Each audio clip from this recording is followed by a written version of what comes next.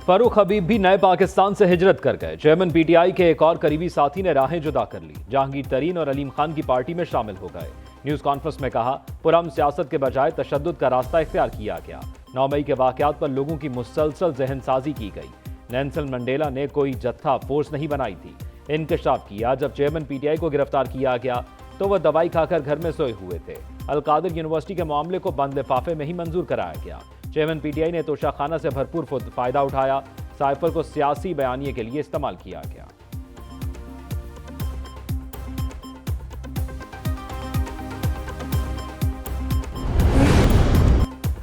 नवाज शरीफ की वापसी में हायल कानूनी रुकावटों पर अहम बैठक। मुस्लिम लीग नून के सदर शहबाज शरीफ और चीफ ऑर्गेनाइजर मरियम नवाज की मुलाकात। पार्टी कायद की वतन वापसी के हवाले से अहम अमूर पर तबादला ख्याल किया गया। उधर खुर्रम दस्तगीर से मुलाकात में शहबाज शरीफ ने कहा, 21 अक्टूबर पाकिस्तान की तारीख के एक नए दौर का आगाज साबित होगा। कारकुनों का जज्बा बता रहा है, आने वाला दौर मुस्लिम लीग नून का है। नवाज शरीफ की क़यादत में मुल्क को बहरानों और आवाम को महंगाई से निजात दिलाएंगे।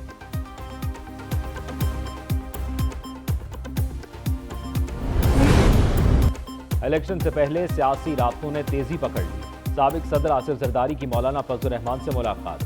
मुल्क की सियासी सूरत हाल और आइंदा आम इंतखाबात पर बातचीत। मौलाना फजल रहमान की जमात ने सिंध में पीपल्स पार्टी के खिलाफ जीडीए और एमकेएम के साथ मिलकर इंतखाबी इत्तेहाद भी कर रखा है। मुलाकात में दोनों रहनुमाओं के दरमियान मुस्तकबिल के सियासी मंजरनामे बारे अहम मुशावरत।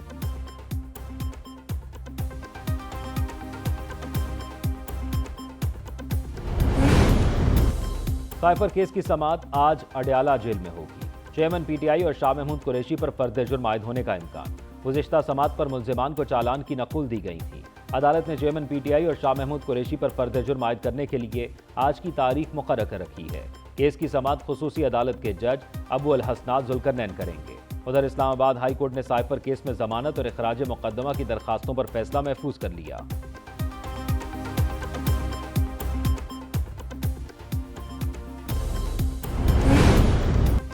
असद उमर ने पीटीआई को जलसों की इजाजत देने का मुतालबा कर दिया। अदालत के बाहर मीडिया से गुफ्तगू में बोले, मुस्लिम लीग नून को जलसे की इजाजत है, पाकिस्तान तहरीक इंसाफ को नहीं। इलेक्शन कमीशन को मामले का नोटिस देना चाहिए। नवाज शरीफ का ये अपना मुल्क है, उन्हें पाकिस्तान में ही होना चाहिए। कायद मुस्लिम लीग नून के साथ वतन वापसी पर कानून के मुताबिक सलूक होना चाहिए।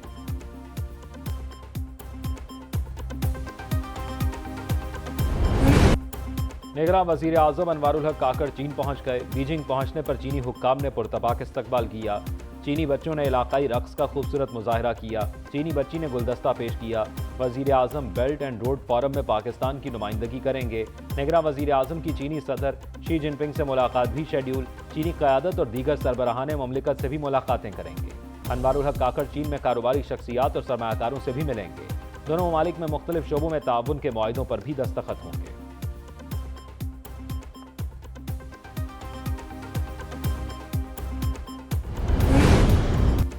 निगरान वजीर आजम अनवारुल हक काकड़ महंगाई पर काबू पाने के लिए इन एक्शन। तेल सस्ता होने पर वफाकी और सूबाई हुकूमतों को बुनियादी अशिया सस्ती करने का कह दिया। ट्वीट में लिखा, तेल कीमतों में कमी के असरात आवाम तक पहुंचने चाहिए। उधर पंजाब हुकूमत ने महंगाई में कमी के लिए 48 घंटे की डेडलाइन दे दी। निगरान वजीर आला मोहसिन नकवी ने ट्रांसपोर्ट के किरायों में 10% तक कमी लाने का टास्क दे दिया। आटा, घी और दीगर रोजमर्रा इस्तेमाल की अशिया में कमी के लिए भी मुज़ाकरात किए जाएंगे। वजीर आला ने प्राइस कंट्रोल मजिस्ट्रेट और प्राइस कंट्रोल कमेटियों को फाल किरदार अदा करने का हुक्म दे दिया।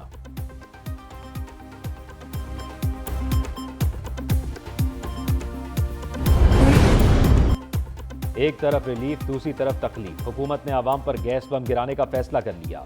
गैस 10, 20, 50% नहीं, एक ही बार 100% महंगी होगी। IMF के आइंदा इक्तसादी जायजे से पहले गैस महंगी करने की तैयारी। रवा माली साल के अख्ताम तक गैस सेक्टर गर्दशी कर्जे में 46 अरब रुपए तक इजाफे का खदशा। सुई गैस की कीमत न बढ़ाने से 185 अरब रुपए का शॉर्टफॉल बढ़ेगा। गैस सेक्टर का मजमूई तौर पर गर्दशी कर्जा 2700 अरब रुपए तक पहुंच चुका है। Army chief general Asim Munir से ओमान बरी फौज के सरबराह की मुलाकात। बाहमी और पेशावराना दिलचस्पी के अबूर पर बातचीत की गई। ISPR के मुताबिक ओमानी कमांडर ने दहशतगर्दी के खिलाफ जंग में पाक फौज की कामयाबियों को सराहा। इलाकाई अमन व इस्तेहकाम के लिए पाक फौज की काविशों की तारीफ भी की। GHQ आमद पर मौजूद मेहमान को गार्ड ऑफ ऑनर दिया गया। ओमानी कमांडर ने यादगार शोहदा पर हाजिरी दी, फूल रखे।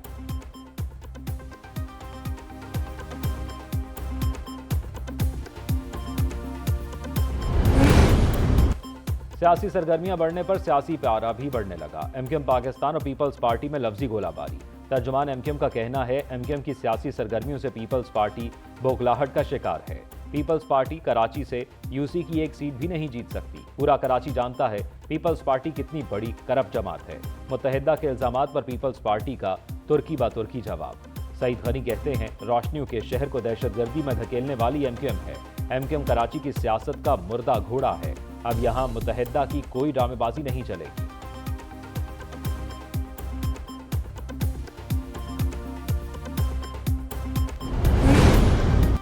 कराची में स्ट्रीट क्रिमिनल्स का राज। लियारी में मेयर कराची मुर्तजा वहाब के तर्जुमान करमुल्ला वक्कासी को भी लूट लिया गया।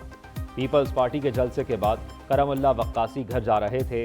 खारादर के करीब मोटरसाइकिल सवार 2 मुसल्लह मुल्जिमान ने रोका और नकदी और मोबाइल फोन लूटकर फरार हो गए।